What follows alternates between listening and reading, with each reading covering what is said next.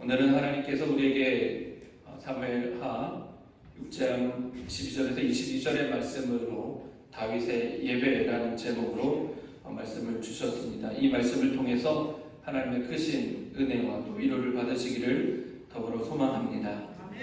사울이 블레셋과의 전쟁에서 패배하고 자결한 후에 다윗은 유다 지파의 왕이 되었습니다. 그래서 헤브론에서 7년 반을 통치하다가 이스라엘의 모든 장로들이 다윗을 찾아와서 다윗에게 기름을 붓고 이스라엘의 왕으로 삼았습니다. 이후에 다윗은 예루살렘을 정복하고 예루살렘에 성을 쌓고 그 성을 다윗성이라고 불렀습니다. 비로소 나라를 안정시킨 다윗 왕에게는 한 가지 간절한 소원이 있었습니다.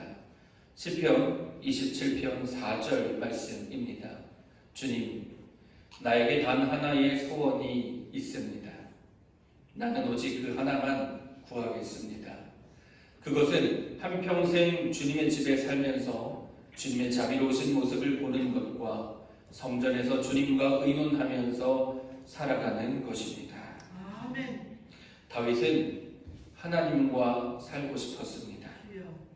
다윗은 여호와 하나님께서 자기를 이스라엘 왕으로 세우신 것과 하나님의 백성 이스라엘 나라를 강대국으로 만들어 주신 것을 깨달았기 때문입니다.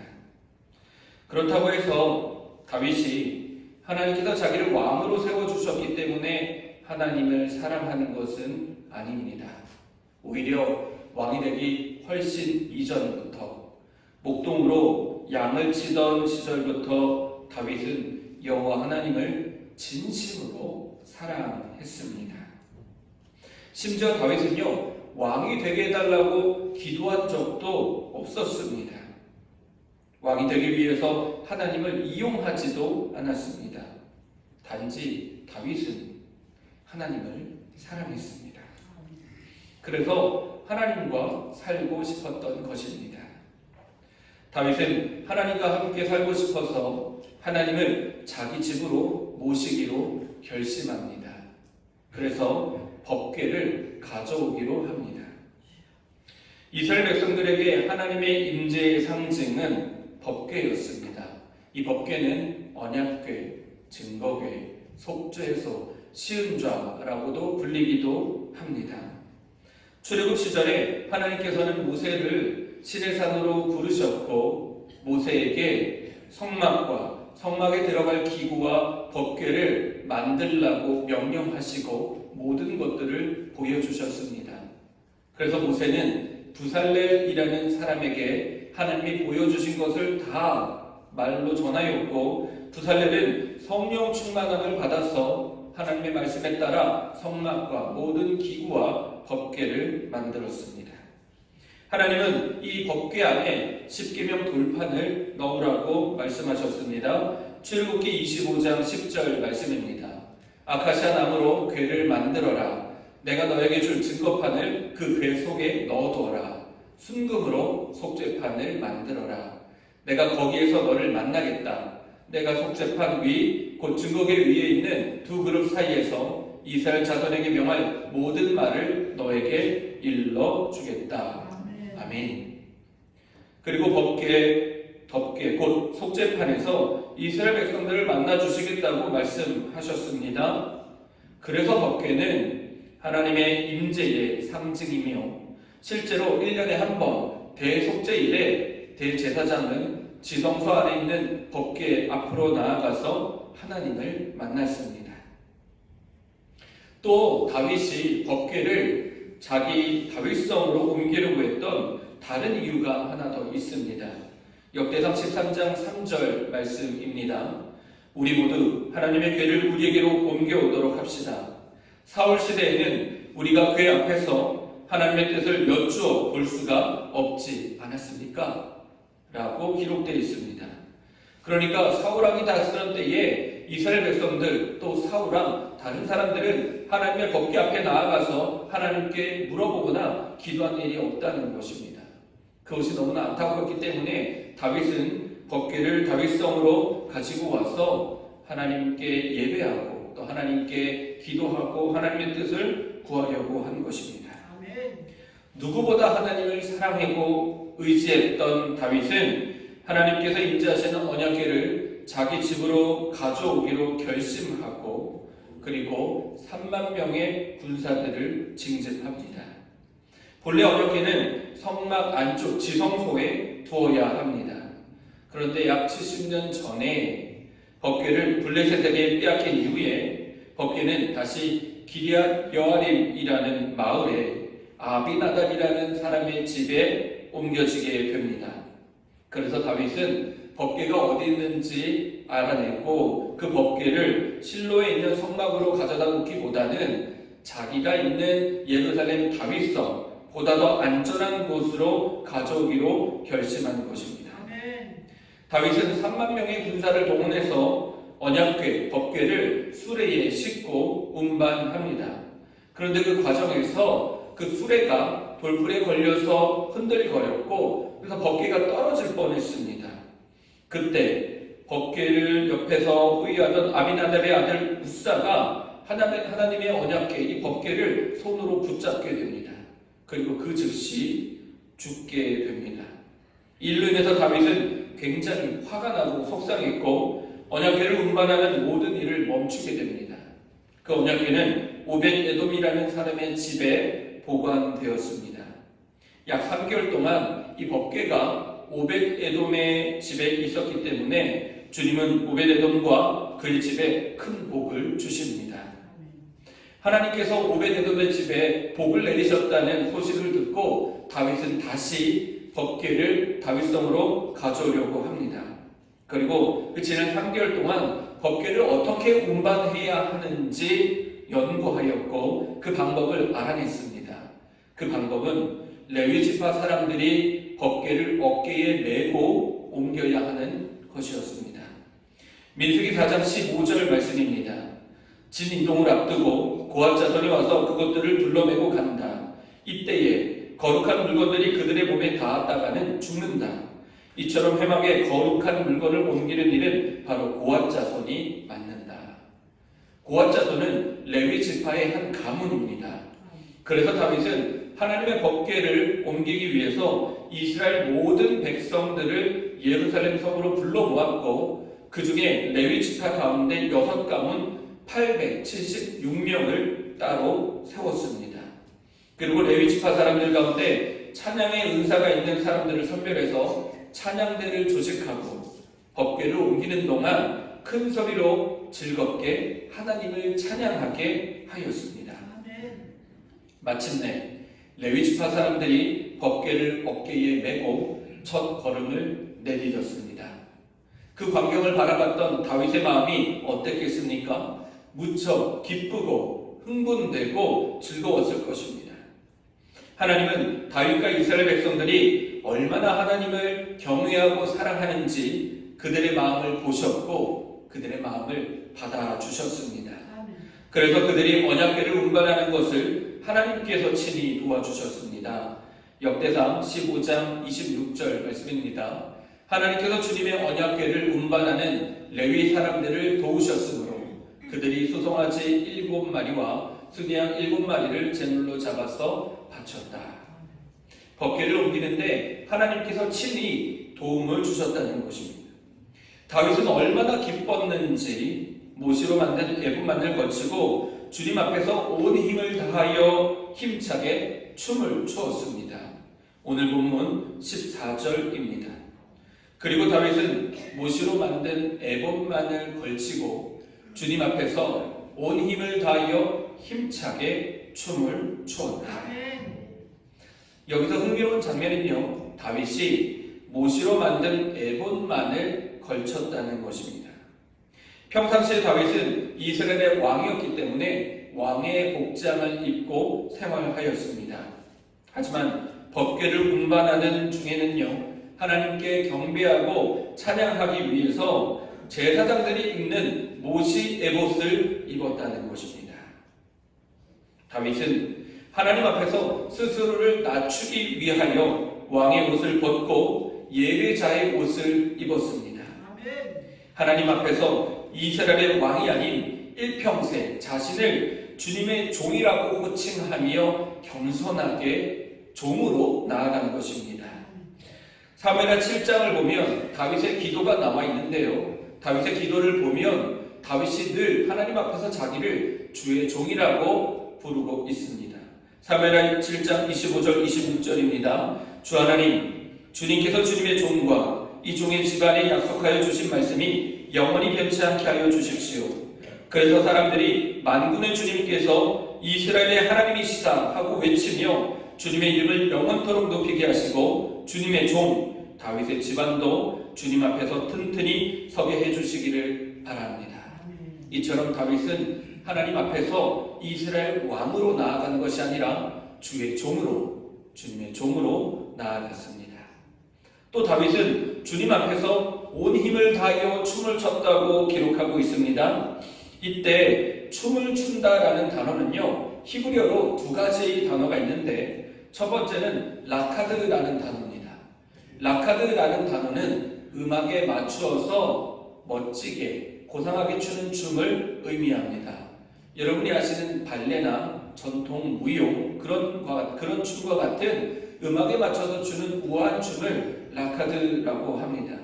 그런데 오늘 본문의 14절에 다윗이 춤을 추었다라고 할 때는요, 라카드가 아니라 카라르라는 단어가 쓰여졌습니다. 이 카라르라는 단어는 어떤 단어냐면요, 여러분 아마 전국 노래자랑 다 보셨을 겁니다. 거기 보면 음악이 나오면 음악과 상관없이 몸을 흔들어 제끼는 정말 재밌는 분들을 많이 보실 수 있습니다. 음악이 어떻든지 간에, 박자가 어떻든지 간에 팔을 흔들고 뛰고 돌면서 자기 기분 내키는 대로 자기 몸을 움직이는 것입니다. 얼마나 기쁘고 좋은지 그렇게 덩실덩실 춤을 추겠습니까? 다윗이 하나님의 법궤 앞에서 바로 그렇게 카라르 춤을 추었던 것입니다. 그리고 여기서 춤을 추었다라는 표현은요, 그냥 한 1, 2분, 5분 이 정도 한두 번 춤을 추고 만 것이 아니라 기럇 여아림에서 예루살렘 성까지 법궤가 이동하는 내내 계속해서 춤을 추며 법궤를 따라갔다는 것을 의미합니다. 그리고 한 가지 더 눈에 띄는 표현이 있습니다. 다윗은 주님 앞에서 춤을 추었습니다. 여기서 주님 앞에서라는 히브리어 표현은 리프네 여호와라는 표현인데요, 이것을 직역하면 여호와 얼굴 앞에서라는 뜻입니다. 이 여호와의 얼굴 앞에서라는 표현은 십계명 첫 계명에 가장 처음 등장합니다. 출애굽기 20장 3절입니다. 너희는 내 앞에서 다른 신들을 섬기지 못한다 라고 기록되어 있는데, 이걸 직역하면 너희는 내 얼굴 앞에 헛된 신이 있게 하지 말아라 라는 뜻입니다. 그러니까 다윗은 십계명 첫 번째 계명을 하나님께 온 힘을 다해서 지켜내고 있는 것입니다. 여호와의 얼굴 앞에서, 여호와가 보는 앞에서 다른 사람이 아니라 오직 자기 자신만이 기뻐 춤추며 하나님을 경배하고 있는 것입니다. 이렇게 춤을 추는 동안에 법궤가 마침내 예루살렘 다윗성에 다윗의 장막 안에 도착하였습니다. 아멘. 다윗은 주님 앞에 번제와 화목제의 제사를 드립니다. 번제는 하나님께 경배드리고 감사하며 주님 앞에 온전한 헌신을 드리는 의미의 예배이고, 화목제는 하나님과의 관계의 회복과 자원하는 헌신의 의미가 담겨있는 제사 예배입니다. 아멘. 뿐만 아니라 다윗은 예배를 다 드리고 나서 함께 예배를 드린 모든 이스라엘 백성들에게 복을 빌어주고 빵과 고기와 건포도 과자를 나눠주었습니다. 이처럼 다윗의 예배에는 하나님을 향한 뜨거운 열정과 사랑이 있었고, 또 이웃을 사랑으로 섬기는 이웃 사랑도 담겨 있음을 우리는 이 말씀을 통해 알 수 있습니다. 그런데요, 이토록 열정적이고 하나님의 사랑이 가득한 다윗의 예배와는 어울리지 않는 한 사람이 등장합니다. 오늘 본문 20절 말씀입니다. 다윗이 자기 집안 식구들에게 복을 빌어주려고 궁전으로 돌아가니 사울의 딸 미갈이 다윗을 맞으러 나와서 이렇게 말하였다. 오늘 이스라엘 임금이 건달패들이 맨살을 드러내고 춤을 추듯이 신하들의 아내가 보는 앞에서 몸을 드러내며 춤을 추셨으니 임금님의 채통이 어떻게 되겠습니까? 이 장면을 보시면 다윗이 기뻐 뛰며 춤을 추고 있습니다. 그런데 미갈은 저기 높은 2층에서 다윗을 물끄러미 내려다보고 있습니다. 이 장면을 보시면서 여러분의 마음은 어떠십니까? 미갈을 바라보시면서 여러분의 마음은 어떠십니까? 기뻐 뛰며 빙글빙글 돌면서 춤을 추며 하나님을 찬양하고 경배하는 다윗과 정반대되는 사람이 바로 미갈입니다. 미갈은 내려오지도 않았고 예배에 참여하지도 않았고 그저 높은 곳에서 다윗을 한심하듯이 바라보고 있는 것입니다. 그런데요, 오늘 좀 이상한 구절이 있습니다. 20절에 보면 눈에 띄는 한 구절이 있는데 그 구절이 바로 미갈을 표현하고 있는 수식어입니다. 미갈을 다윗의 아내라고 표현하지 않고 사울의 딸이라고 표현하고 있습니다. 사울은 이미 죽었고 미갈은 다윗과 결혼하여서 다윗의 아내입니다. 그러면 다윗의 아내 미갈이라고 표현해야 하는데 굳이 사울의 딸 미갈이라고 표현하고 있습니다. 여기서 사울의 딸이라는 표현은 곧 미갈이 사울 왕과 같이 이기적인 불신앙을 가진 사람이라는 것을 의미합니다. 미갈은 공주였고 지금은 왕비입니다. 미갈은 어린 시절부터 아버지 사울이 이스라엘의 왕이며 사람들에게 인정받고 칭송받는 모습을 보며 자랐습니다. 또 사울 왕도 미갈에게 공주라면 어떻게 행동해야 백성들에게 사랑받는지 그 품행을 철저하게 교육받으며 자랐습니다. 왜냐하면 사울 왕은 재위 기간 동안 하나님께 인정받으려고 했던 왕이 아니라 사람들에게 인정받으려고 했던 그런 왕이었기 때문입니다. 그래서 미갈은 다윗 왕이 왕복을 입지 않고 모시의 옷, 레위 사람들이나 평민들이 입는 옷을 입은 것부터가 못마땅했고 또 덩실덩실 빙글빙글 미추광이처럼 춤을 추고 있는 모습이 몹시 수치스러웠습니다. 오늘 본문 16절입니다. 주님의 궤가 다윗성으로 들어올 때에 사울의 딸 미갈이 창밖을 내다보다가 다윗 왕이 주님 앞에서 뛰면서 춤을 추는 것을 보고 마음속으로 그를 업신여겼다 라고 기록되어 있습니다. 여기서 업신여겼다라는 표현은요, 히브리어로 바자라는 단어인데요, 이건요 경멸하다, 멸시하다라는 뜻을 가지고 있습니다. 사울의 딸 미갈은 다윗 왕을 업신여길 뿐만 아니라 경멸하고 멸시했으며 그 경멸과 멸시의 마음이 그냥 마음으로만 머문 것이 아니라 입 밖으로 토해내졌다는 것입니다. 다윗은 하나님께는 스스로 주의 종으로 나아갔지만 그래도 백성들에게는 여전히 이스라엘의 왕이었고 미갈에게도 이스라엘의 왕이며 남편이었습니다. 그런데 미갈은 자기 남편이자 이스라엘 왕을 경멸하고 멸시했다는 것입니다. 그런데 다윗은요, 미갈의 말을 듣고 화를 낼 법도 한데 매우 차분하게 대답합니다. 21절입니다. 그렇소. 내가 주님 앞에서 그렇게 춤을 추었소. 주님께서는 그대의 아버지와 그대의 온 집안이 있는데도 그들을 마다하시고 나를 뽑으셔서 주님의 백성 이스라엘을 다스리도록 통치자로 세워주셨소. 그러니 나는 주님을 찬양할 수밖에 없소. 나는 언제나 주님 앞에서 기뻐하며 뛸 것이요. 내가 스스로를 보아도 천한 사람처럼 보이지만 주님을 찬양하는 일 때문이라면 이보다 더 낮아지고 싶소. 그래도 그대가 말한 여자들은 나를 더욱더 존경할 것이요. 다윗은 자신이 하나님을 찬양할 수밖에 없는 이유를 말하며 언제나 주님 앞에서 기뻐하며 뛸 것이라고 말했습니다. 여기서 기뻐하며 뛴다라는 단어는요, 히브리어로 사크라고 하는데, 이 사크라는 단어는 어린아이들이 철없이 방방 뛰면서 노는 모습을 표현하는 단어입니다. 그러니까 다윗은 자기가 하나님의 법궤 앞에서 기뻐 뛰며 돌고 하는 그 모습이 자기가 생각할 때도 어린아이 같은 모습이라고, 천한 모습이라고 인정하고 있는 것입니다.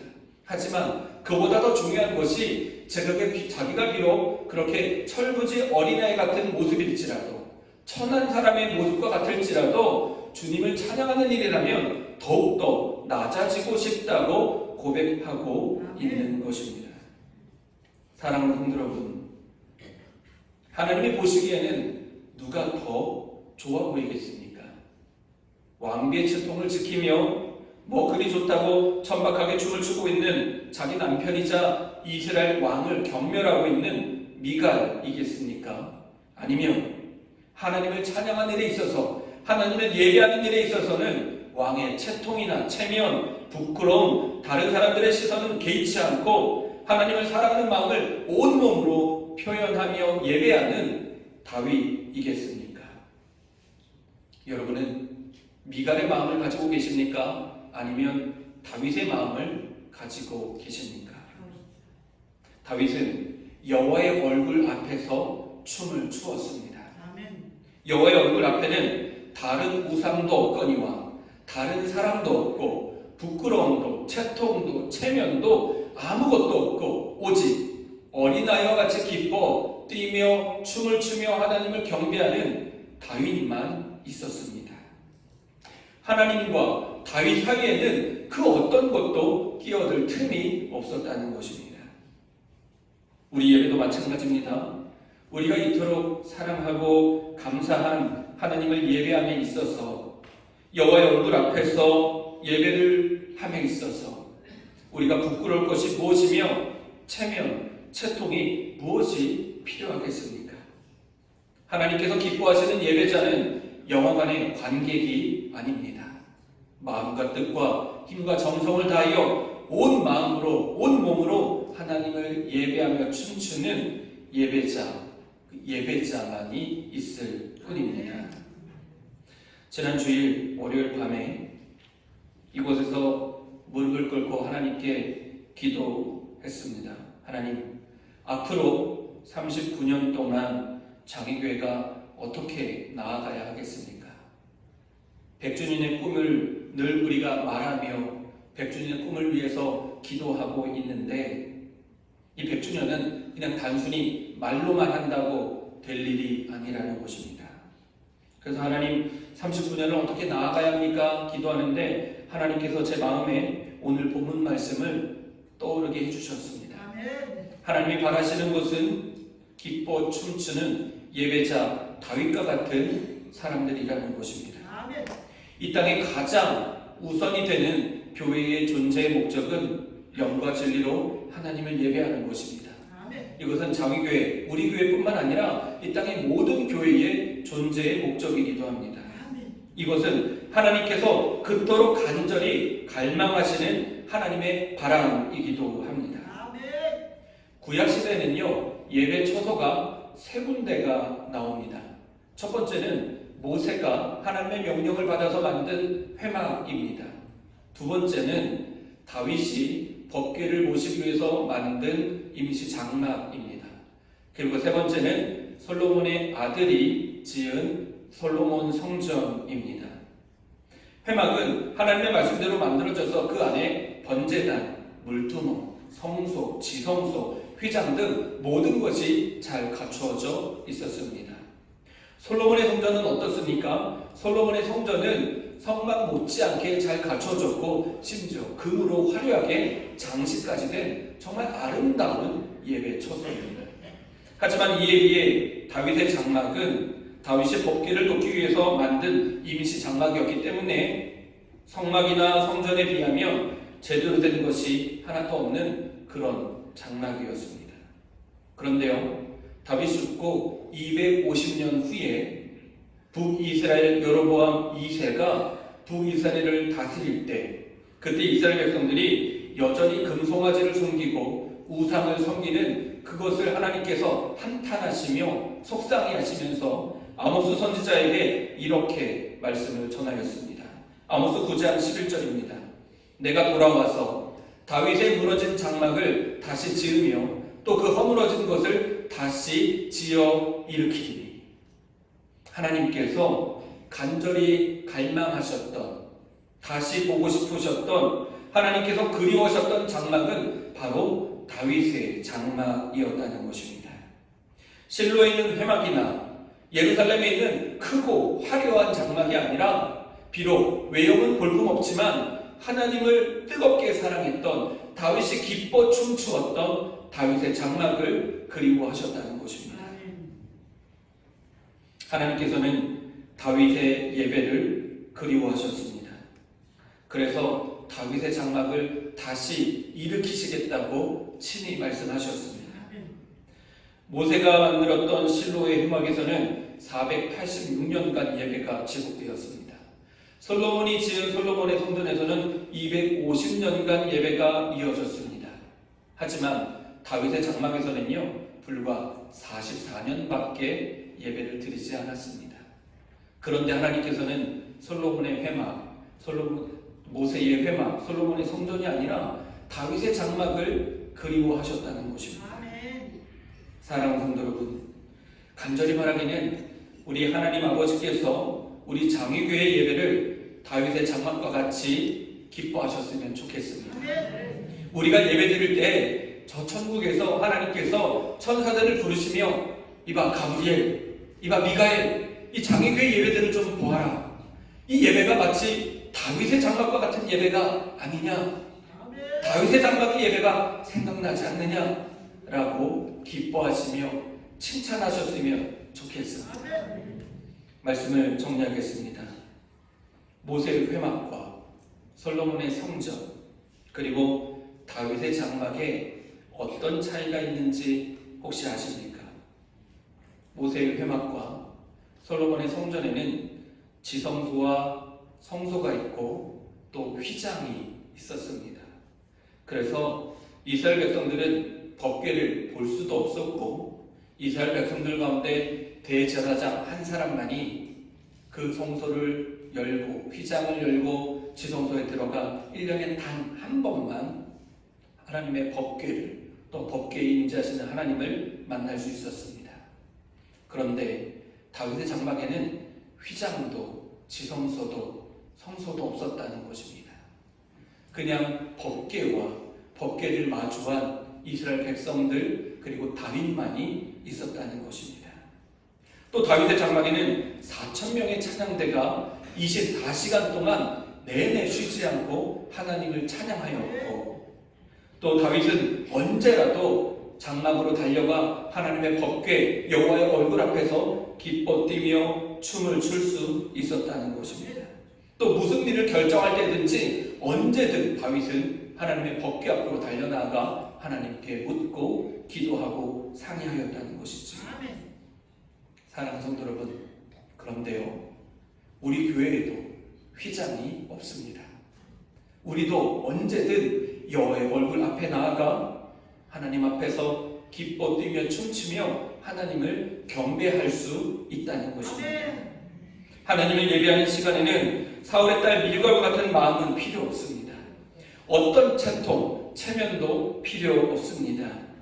사람들의 시선이나 부끄러움도 예배에는 필요 없습니다.